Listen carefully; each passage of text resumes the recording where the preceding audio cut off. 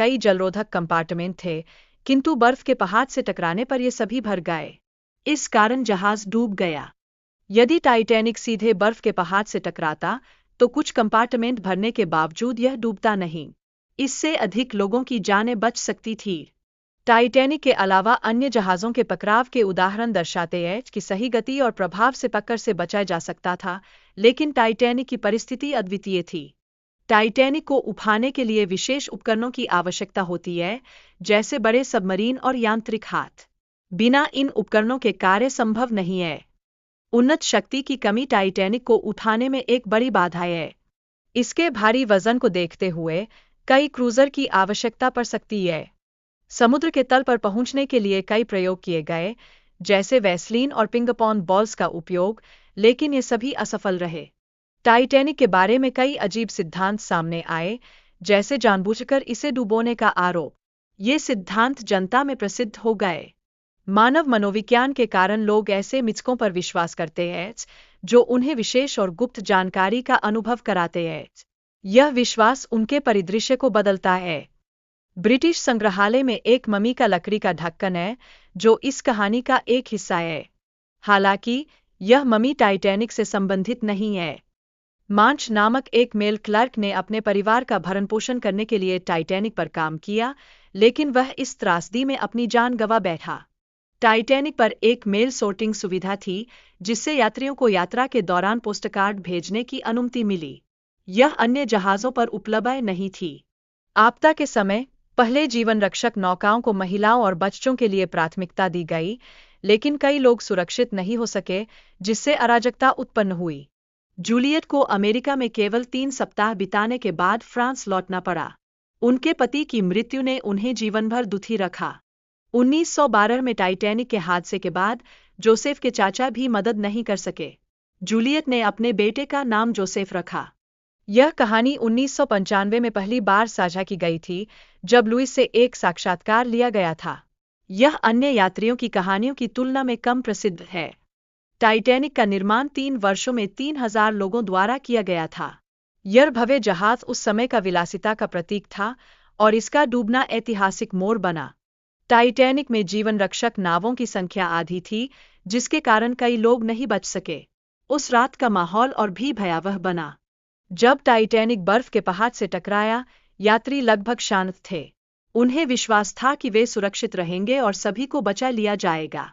यात्री केवल इस बात पर विश्वास नहीं कर रहे थे कि टाइटैनिक डूब रहा है। जब उन्हें बताया गया, तो उन्होंने इसे गंभीरता से नहीं लिया। कई यात्री अपने सामान के लिए जहाज नहीं छोड़ना चाहते थे। गर्म केबिन और सुरक्षित जहाज छोड़ने का डर उन्हें बचाव नौकाओं में जाने से रोकता रहा। संगीत बजने से यात्रियों को शांति और स्थिरता का अनुभव हो रहा था। ऑर्केस्ट्रा की धुनों ने उन्हें ऐसा अनुभव कराया कि सब कुछ ठीक है। टाइटैनिक में पहले श्रेणी के यात्रियों के लिए कई सुविधाएं थीं, जैसे स्विमिंग पूल, जिम और विशेष क्षेत्र जहां उनके कुत्तों की देखभाल की जाती थी। टाइटैनिक की डिजाइन में 16 जलरोधी कंपार्टमेंट शामिल थे, जो इसे अविनाशी मानते थे। किंतु वास्तव में ये कंपार्टमेंट हिमशिला से टकराने पर अव्यावहारिक साबित हुए। टाइटैनिक की समाप्ति के बाद समुद्री सुरक्षा में कई सुधार किए गए, जैसे हर जहाज के लिए पर्याप्त जीवन नौकाओं का होना। यह त्रासदी ने समुद्र पर यात्रा को सुरक्षित बनाने में महत्वपूर्ण भूमिका निभाई। बेलार्ड का समुद्र के प्रति आकर्षण उनके बचपन से ही शुरू हुआ, जब उन्होंने 12 वर्ष की उम्र में समुद्री साहसिक फिल्म देखी।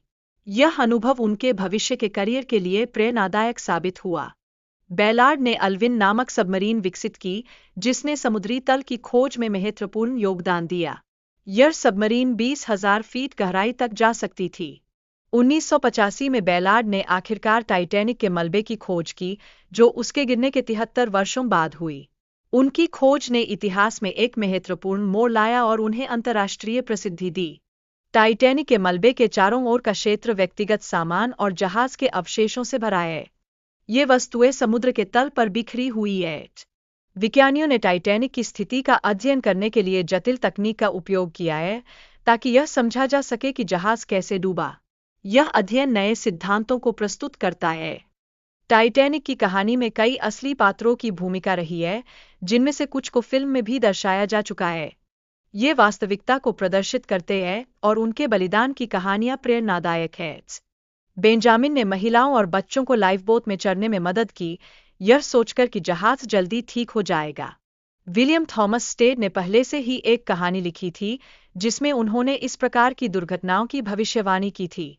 टाइटैनिक के निर्माण में कुछ तकनीकी खामियां थीं, जैसे कमजोर स्टील प्लेट्स और जीवन रक्षक नावों की कमी, जो इसके पतन में महत्वपूर्ण भूमिका निभा सकती थीं। यदि किसी के पास लेजर दृष्टि होती तो वह हिमनद को नष्ट कर सकता था, जिससे टाइटैनिक को सुरक्षित मार्ग मिल पाता। सुपरहीरो की ताकत से टाइटैनिक और हिमनद के बीच खुद को रचकर टकराव को रोका जा सकता था। यह कई यात्रियों की जान बचाने का एक तरीका होता। यदि किसी के पास समय धीमा करने की क्षमता होती तो कप्तान को सही समय पर चेतावनी देकर टाइटैनिक को रोका जा सकता था। यह घटना को बदल सकता था। जब आर्कटिक जहाज ने लिवरपूल से न्यूयॉर्क के लिए यात्रा की तो धुंध के कारण दृश्यता बहुत खराब हो गई थी। इस त्रासदी के बाद बचे हुए लोगों को आलोचना का सामना करना पड़ा क्योंकि उन्होंने महिलाओं और बच्चों को नहीं बचाया। टाइटैनिक की कहानी एक महत्वपूर्ण समुद्री दुर्घटना है जो अपने समय का सबसे बड़ा और शानदार जहाज माना जाता था। बैंड का संगीत, जो जहाज डूबने के दौरान बजाया गया, इस त्रासदी की एक महत्वपूर्ण यादगार है। बैंड ने नियर माय गॉड टू थी गाना गाया। टाइटैनिक के मेनू में पहले और तीसरे श्रेणी के यात्रियों के लिए अलग अलग भोजन उपलब्ध था। पहले श्रेणी के यात्री भव्य व्यंजन का आनंद ले रहे थे। प्रेम पत्रों की एक श्रृंखला, जैसे कैट बज का पत्र, जहाज पर यात्रा के दौरान जीवन की झलक देती है। ये पत्र अंतिम क्षणों के व्यक्तिगत अनुभवों को साझा करते हैं। गहराई में प्रकाश की कमी के कारण टाइटैनिक के मलबे की तस्वीरें लेना एक चुनौती है। तकनीकी उपकरणों की आवश्यकता इस स्थिति को संभालने के लिए होती है। मलबे पर लाल रंग के जंगली बैक्टीरिया की उपस्थिति ने तस्वीरों को लेने में कठिनाई पैदा की है। ये बैक्टीरिया लोहे और इस्पात पर जीवित रहते हैं। टाइटैनिक के एक महत्वपूर्ण यात्री सर बेंजामिन गुगेनहाइम के कमरे की खोज ने अनुसंधान में नया मोड़ दिया है। यह खोज नेशनल जियोग्राफिक के लिए एक डॉक्यूमेंट्री में परिवर्तित हुई। एक समय में कोलिंस लाइन ने शिपिंग उद्योग में महत्वपूर्ण भूमिका निभाई, किंतु अंततः इसे छोड़ना पड़ा।